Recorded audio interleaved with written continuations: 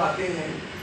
एक बात तो यह है कि इस बात को बिल्कुल समझ लीजिए कि हिंदुत्व का असली निशाना मुसलमान नहीं है, इसको समझ लें। हिंदुत्व का असली निशाना है कि हिंदू समाज उनकी गुंडाई के कंट्रोल में नहीं आ रहा है। इनकी असली समस्या ये है कि 30 जनवरी 1948 को उन्होंने किसी मुस्लिम लीग के लीडर या जिन्ना का या किसी मुसलमान मुफ्ती का या मुसलमान आलिम का कत्ल नहीं किया। उन्होंने गांधी का कत्ल किया था, जिसको मुस्लिम लीग और पाकिस्तानी ये कहते थे कि ये तो हिंदुओं का दलाल है और ये हिंदू राष्ट्र बनवाना चाहता है। इसको मत भूलिए। और अगर आप उनका निशाना सिर्फ मुसलमान है या ईसाई है, तो उनके जो जुर्म है और उनका जो असली गुंडाई का प्लान है, फाशिस्ट प्लान है, हम उससे निगाह हटा के कुछ चीजों को लेकर एक ऐसी बहस में पड़ जाएंगे जो वो क्रिएट करेंगे और बस हम उसका जवाब देते रहेंगे। प्लीज इसको साथ में समझने की कोशिश की। उनका ये है कि यहाँ पर एक ऐसा ब्राह्मणवादी एक इस तरह का समाज लाना जिसे मनुस्मृति लागू हो और इसमें आप हिंदू समाज में ही गैर बराबरी को माने और डंडे के जोर से माने। 26 नवंबर 1949 Indian constitution passes the Indian constitution को पास करती है। 4 दिन के बाद आरएसएस का मुखपत्र ऑर्गेनाइजर एक एडिटोरियल लिखता है, हम इसको रिजेक्ट करते हैं, रिजेक्ट इट, हमको मनुस्मृति चाहिए। और मनुस्मृति क्या है? दुनिया का एकमात्र डॉक्यूमेंट है, दुनिया का एकमात्र धार्मिक, अगर सावरकर कहते हैं कि वेदों के बाद वो सबसे पूजनीय डॉक्यूमेंट है। उसमें यह है कि हिंदू औरत और शूद्र वो इंसान के बराबर का दर्जा नहीं रखते हैं, उनकी जानवर से भी बुरी हैसियत है। ये मनुस्मृति का चैप्टर 8, चैप्टर 4, चैप्टर 8, चैप्टर 9 अभी डाउनलोड कर लीजिए और उसको देख लीजिए, या यहां कर लीजिए, अभी यहां पर कर लीजिए। दूसरी बात है, आज जो टेरर लॉ में बंद है, हमारी दिल्ली यूनिवर्सिटी के, हमारे जेएनयू और जामिया के बच्चों को छोड़ दीजिए, सारे टेरर लॉज में किनको बंद किया हुआ है उन्होंने? सारे उनके नाम, वो मुसलमान नहीं। मैं ये नहीं कह रहा मुसलमानों के खिलाफ उनके जुर्म करना, लेकिन उनका निशाना क्या है उसको समझ लीजिए, उसको समझ लीजिए। जो 4 हिंदुत्व के बाकायदा जाने माने संगठन में मारे हैं चारों के चारों, वो मुसलमान नहीं है। MM कालबुर्गी, कम्युनिस्ट कैडर, वो इतिहासकार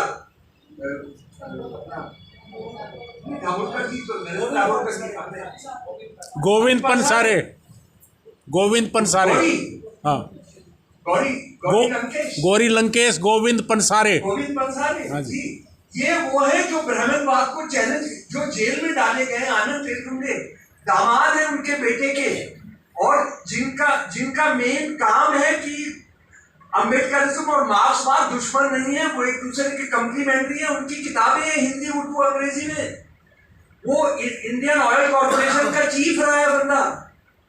वो कोई ऐसा नहीं है कि कोई वो सुअरों को पालने वाला कोई उस तरह से आके कि जी वो आ गया और वो ये तो गरीब है तो इस वजह से वो दुनिया का मानव इंटेलेक्चुअल है। एक नरेंद्र दाभोलकर जो उन्होंने काम किया है, जो उन्होंने काम किया है, ब्राह्मणवाद को वो चुनौती दे रहे थे। एक और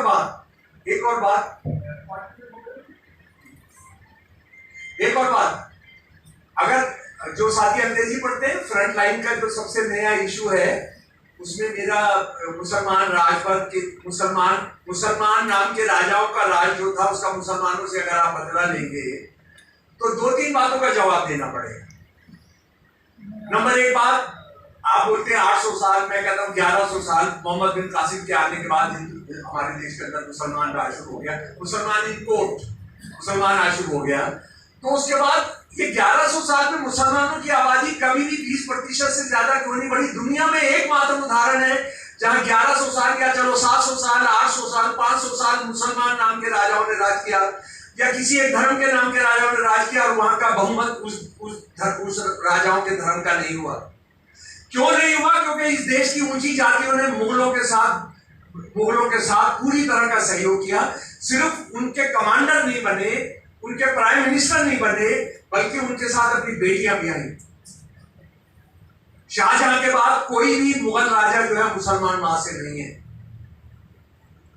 आप में से ये साथी जानते हैं क्या? और ये आपने चैलेंज करना है हिंदुत्व को, हिंदुत्व से ये पूछना है। जब वो बताए ये हिजाब का सवाल तो हमने पूछना है, यार ये बताओ तुम जरा सा ये बताओ कि शिवाजी महाराज से लड़ने के लिए कौन गया था? औरंगजेब। औरंगजेब कभी भी जंग के अंदर मुकाबला नहीं किया शिवाजी का। जयसिंह 1 एंड जयसिंह 2 बाप बेटे, और जयसिंह 2 वो है जो औरंगजेब का समधी है और उसके बेटे से जो अगला राजा बनता है उनको अपनी लड़की देता है। अब शिवाजी का जो खत है जयसिंह 1 के बारे में हमको वो पढ़ना चाहिए।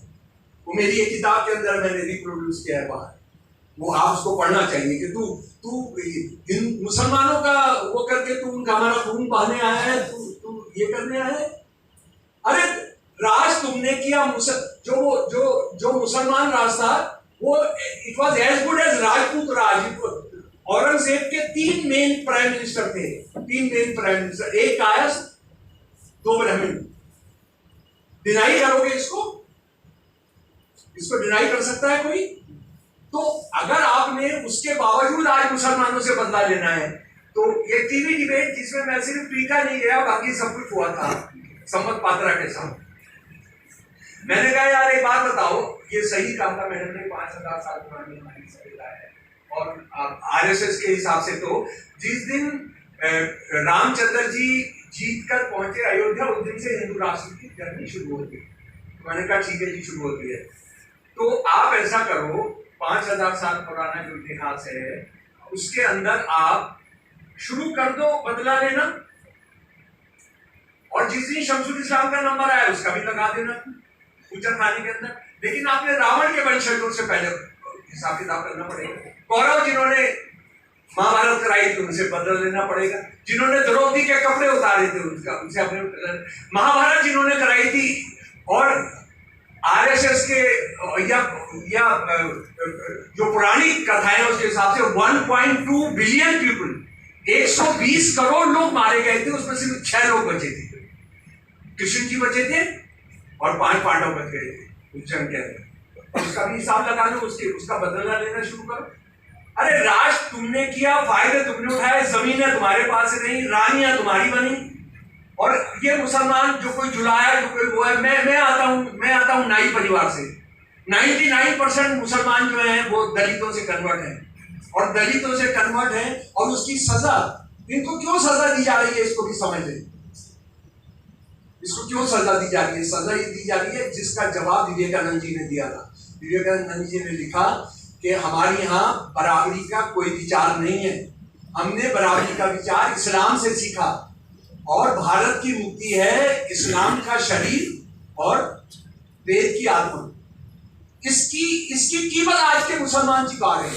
यानी आरएसएस जो है बराबरी का समाज नहीं चाहता है, और अगर कभी मुसलमानों ने इतिहास में अपना धर्म बदलकर बराबरी की कोशिश की थी, वो उसको कभी बर्दाश्त नहीं करेंगे। और अपने दलितों को, अपने शूद्रों को बताना चाहते हैं जब हम 14 करोड़ के साथ ये कर सकते हैं, तुम्हारे साथ हम क्या करेंगे। और नंबर दूसरा उनका जो रणनीतिक खेल है, जो स्ट्रेटेजी खेल है, वो स्ट्रेटेजी खेल ये है कि हमारे दलित हमसे मांग कर रहे हैं, हमको उल्टा जवाब दे रहे हैं, हम आगे एक नव शूद्र दलित वर्ग पैदा कर दे रहे हैं। आप हमारी लात खाइए, वो लात आप आगे पास कर रहे हैं, वो आगे लात पास कर दीजिए, आप भी गुजरे। और इसको यूरोप का पूंजीवाद और साम्राज्यवाद अच्छी तरह जानता है कि सारी दुनिया की कॉलोनियों से जो उन्होंने पैसा जमा किया, उससे यूरोप के इनकलाब का रास्ता बंद कर दिया, क्योंकि वहां की वर्किंग क्लास को वहां के पूंजीपतियों ने ब्राइबरी दे दी। यहाँ से जो लूट के ला रहे थे वो अपनी वर्किंग क्लास की तनख्वाहें बढ़ा दी, ये कर दी, वो कर दिया, सब कर दिया। और उससे वहां इनकलाब की सारी संभावनाएं, जो मार्क्स कह रहे थे कि जर्मनी में सबसे पहले इनकलाब होगा, अमेरिका में इनकलाब होगा, फ्रांस में इनकलाब होगा, इसलिए रुक गया। तो मेरे प्यारे दोस्तों, मैं अपनी बात खत्म करता हूँ। लास्ट में 1 मिनट, जो रमणीक और जगमती जी से आपने मुलाकात करा दी, रमणीक जी से आज मुलाकात करा दी, मैं तो धन्य हूँ, जीवन सफल हो गया, जीवन सफल हो गया। ये भाई आपका बहुत बहुत शुक्रिया। तो बात यह है, आप इस बात को बिल्कुल दिमाग से निकलवा दे कि पाकिस्तान मुसलमानों ने बनवाया, मुसलमानों के एक सेक्शन ने बनवाया। अगर सारे मुसलमानों को आप जिम्मेदार ठहराते हैं तो मां सीता के अपहरण का भी सारे ब्राह्मणों से आपने बदला लेना होगा, द्रौपदी के कपड़े उतारने का भी सारा क्षत्रियों से आपने बदला लेना होगा, अगर आपने वो करना है ना। मैं उस परिवार से आता हूं जो 23-24 मार्च को पाकिस्तान का प्रस्ताव पास हुआ, 27 दिन के अंदर दिल्ली के अंदर आजाद मुस्लिम कॉन्फ्रेंस कर दी गई, हिंदुस्तान के मुसलमानों का सबसे बड़ा इज्तिमा, सबसे बड़ा इजलास। ये उस जमाने के अखबार कह रहे हैं, उस जमाने के अखबार कह रहे हैं, हिंदुस्तान टाइम, उस वक्त Hindustan time, the statesman, the Tribune, Hindustan के मुसलमानों का सबसे बड़ा इज्तिमा 3 दिन चला था, 4 दिन चला, 50,000 आदमी आने थे, 1.5 लाख आदमी आए, औरतें 5,000 आनी थी, 20,000 आ गई। और ये प्रस्ताव पास किया गया कि आप जिस दिन एडल्ट फ्रेंचाइज करा देंगे, जिस दिन 62 पदाधिकार करा देंगे, मुस्लिम लीग खत्म हो जाएगी। सबसे पहला प्रस्ताव उस कॉन्फ्रेंस का। आप जानते हैं ना, मुस्लिम लीग जो सन 1936 में जीती और सन 1946 में जीती, उस वक्त वोट कौन कौन लोग दे सकते थे? Money income tax payer, money lender, advocates, degree holder. और सारे हिंदुस्तान में केवल 14% से कम मुसलमानों को वोट देने का अधिकार था, और यूपी और बिहार में क्योंकि मुसलमान गरीब था, उनमें से 4% लोगों को वोट देने का अधिकार था। ये जमींदार थे, ऊंची क्लास के लोग थे, एडवोकेट्स थे, जिन्होंने पाकिस्तान बनवाया, और उसके खिलाफ मुसलमान की सारी निजी जातियों के जो संगठन थे उन्होंने सबसे बड़ा सम्मेलन कर दिया। लेकिन कांग्रेस ने मुस्लिम लीग के साथ समझौता किया पार्टीशन करने का। और मैं चाहता हूं कि आप खान अब्दुल गफ्फार खान का खत पढ़ें गांधी जी के नाम, कि हम आपके साथ खड़े रहे। और लेकिन उसमें देखिए, गांधी जी का कसूर इसलिए उसमें नहीं था करवाने में कि गांधी जी घेर लिए गए थे सरदार पटेल। सरदार पटेल सबसे पहले आदमी थे जो एग्री कर गए थे पार्टी, और उसकी बहुत सारी वजह थी। मैं पॉलिटिकल साइंस के स्टूडेंट के तो मैं जानता हूँ, जब वो मिनिस्ट्री बन गई तो उसमें हर उसके अंदर हर दफ्तर के अंदर एक मुस्लिम लीग की टेबल है, कांग्रेस की टेबल है। अब वो आपस में कैसा प्रशासन चलता है चलता, वो सब बोला कि पैसा पार्टीशन क्यों हुआ। तो मैं आपसे निवेदन करूंगा, एक तो ज्ञान विज्ञान संस्थान मैडम, मैं अपनी सारी हिंदी की किताबें 10-10 आपको भेजता हूँ, आप उनको सर्कुलेट करिए, है ना, आप उनको सर्कुलेट करिए, वो किसी के घर में रखी ना रहे और वो रद्दी में ना भेजी जाए, ठीक है। ये सारे सवाल हम करेंगे, लेकिन हिंदुत्व को आपने, जब वो मुसलमान का सवाल उठाएगा तो वो ये कहेगा, भैया तुमने रोहतक का नाम अब शिवपुरी कर दिया ना। 1 मिनट के लिए मैं उदाहरण के लिए कह रहा हूं, तो अब तुम बताओ सारे हिंदुओं को नौकरी कब मिलेगी? ये सारे मोहल्ले बिल्कुल साफ कब होना शुरू होते हैं? ये पीने का पानी सबको कब मिलेगा? और जब तुमने नहीं भी किया, तुम हिंदुओं की सरकार हो ना, हिंदुओं की सरकार हो तो तुम सारे हिंदुओं को नौकरी दिलाओ, उनको स्वास्थ्य फ्री में कराओ, उनका एजुकेशन फ्री में कराओ। अरे तुम तो हिंदुओं का सब कुछ खत्म कर रहे हो। इस देश में एजुकेशन खत्म होगी तो कितने मुसलमानों का असर पड़ेगा? 5% मुसलमान स्कूल और कॉलेज जाते हैं, 5%, 14%, बाकी कितने का नुकसान होगा? दिल्ली यूनिवर्सिटी के अंदर क्या हो रहा है, जेएनयू के अंदर क्या हो रहा है? आपने हिंदुत्व चाहिए हिंदुओं के लिए, पैसा चाहिए अडानी अंबानी के लिए।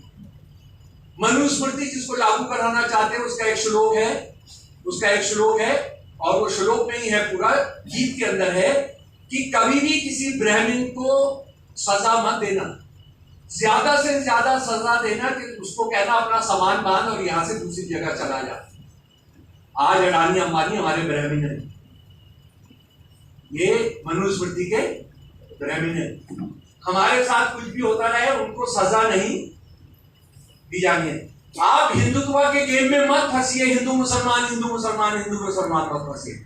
आप उनसे पूछिए तुम हिंदुओं के लिए क्या करोगे।